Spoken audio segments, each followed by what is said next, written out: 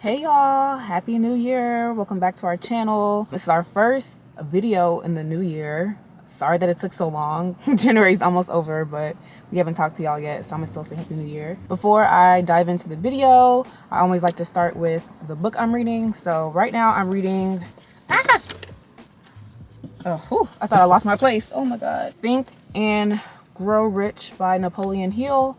So honestly, like, reading a book like this is kind of off-brand for me. I don't usually read self-help books about how to get rich. If I am reading a self-help book, it's usually about like healing or trauma or communication or relationships or something like that. It's not about being monetarily successful. But an older lawyer recommended that I read this. He's kind of like an entrepreneur, and he said that this book was kind of instrumental in him veering off the path that he was on and going into what he did next, which was like a lot of different things. He's really interesting. So I was like, okay, let me give it a try. Let me read it. So far, it's what I expected. If you've read Outliers, this is kind of like on the other extreme of how to get successful. Outliers talks about people who are successful, monetarily successful, because I feel like there are multiple ways to be successful. And I feel like Outliers, that author focuses more on the things outside of our control, like luck, timing, age, and then a little bit of that book, just a little bit of that book talks about things that you can do if you have the opportunity.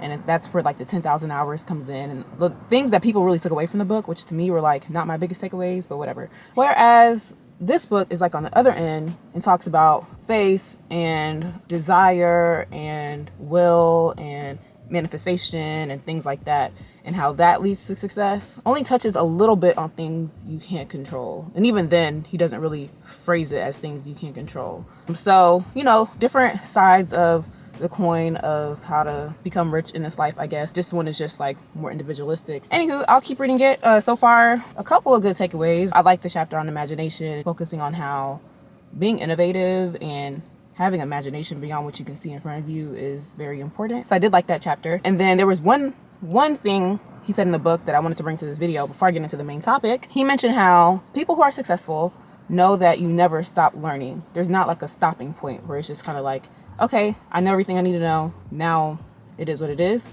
And I've noticed that a lot with the law. So I remember one time I had a client who, he's not a lawyer, and I don't even think he's like that seasoned of a business person. He did a Google search about something, and he was asking me, it was a legal issue, and he was asking me if that Google search, what he found was true. And he was like, oh, but of course, like, my one quick Google search won't compare to 3 years of law school like you have. In the moment, I was like, cut off. I didn't say anything and whatever. I just answered his question. But it made me think about the misconception that the reason I know this answer and you don't is because of 3 years of law school, whereas like in actuality, I didn't learn this in law school. I learned this on the job. Really, it's the 3 years of law school plus at that point 3 years of practice that I've had is why I'm able to answer this question. Like, the legal learning never stops. Rules are always changing. Standards are changing, practices are changing, the market is changing, the way people do deals are changing, contracts are changing. We're in an ever-changing field. There's always like a nuance that you've never experienced before. There are thousands and thousands of deals happening like every single day. Like, there is no way to be an expert in all of them. There are patterns and there are ways that you can build your confidence because you've seen so many that you notice the patterns. But every deal honestly is like slightly different. So you never really stop learning. You never stop learning. Like, you, as a lawyer, you really never stop learning. So I thought it was interesting that he included that because I felt like it was relatable in my experience with how people speak about our profession. All right, into the meat and potatoes of this video, and that is layoff season. So if you don't know, if tech is not your field, I think it's even beyond tech at this point, but there have been so many layoffs in the tech industry. I think that is widely known. So first of all, LinkedIn is depressing every single day because every day you get on there and just a flood of people talking about the fact that they've been laid off and that they're looking for work. Recently, I just saw Amazon just did another like 8,000. Google just did, I don't even know how many. Salesforce, a lot of these big tech giants are laying off people. Meta just laid off a lot of people. And so I feel like that part, maybe it's not widely known if that's not your industry, but it's a very big thing right now. What most people don't know is that other industries that primarily service these tech companies are also having a lot of layoffs, including big law firms that have a significant chunk of their revenue, I guess, or their clientele is tech industries or tech companies. Then you probably have experienced a lot of layoffs as well. So I know that it's happened in Big Law. I'm assuming it's probably happened in like investment banks that this is a large portion of like their clientele or portfolio, or whoever else, like maybe accounting firms. I don't know. I'm like that's just guessing. What I do know is about like Big Law. And so it's been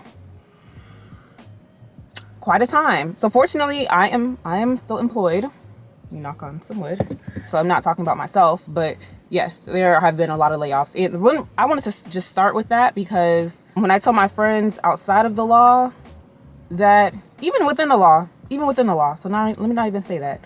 There have been articles written about it. So if you Google Big Law layoffs, I'm sure plenty of articles will come up about several firms that have laid people off during this time. But I feel like people are like, what? The legal industry, the stable job security industry, like even y'all are experiencing layoffs? Why?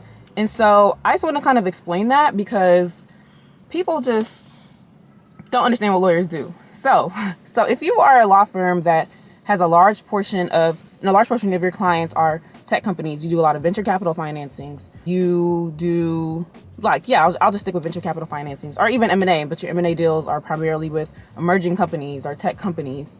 Then if your clients are not doing any deals because they don't have any money and because the market's down, then you do not have any money because the market is down. So a lot of things that we do for our clients, a lot of things that I think I explained it in like that venture capital lawyer video, but I'll just reiterate. So for example, if you're doing like a venture capital financing, some people call it a raise, a round, you have a company that's looking to get investment dollars in the door. If their revenue's down, all of their financial stats are down, no one's trying to invest in them, they don't have the money coming in, lawyers get paid because the deal closes, so the lawyers aren't getting money and that kind of deal, then there's less money coming in, there's going to be layoffs. Like you have to cover your overhead. In an M&A context, companies buy other companies a lot of times because that other company looks attractive. They can see their growth trajectory and it looks attractive to them. They want to be a part of that. They want to be a strategic buyer, whatever. If that trajectory is not looking so great, people aren't out buying other companies,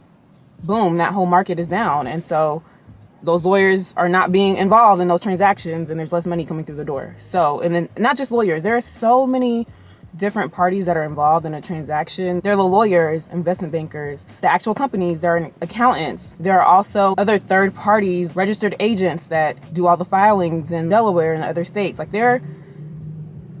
transactions are complicated with a lot of people involved. And if the market is down, not just those companies get affected, but the companies around them get affected as well. So that included Big Law. So yes, Big Law has had a lot of layoffs, very, very, very unfortunately. And it's just been a wild time to be in this space. So just wanted to come on here and I guess bring awareness to that fact, because I feel like whenever I mention it, people are like, what? How are y'all connected to these layoffs? Like, I don't understand.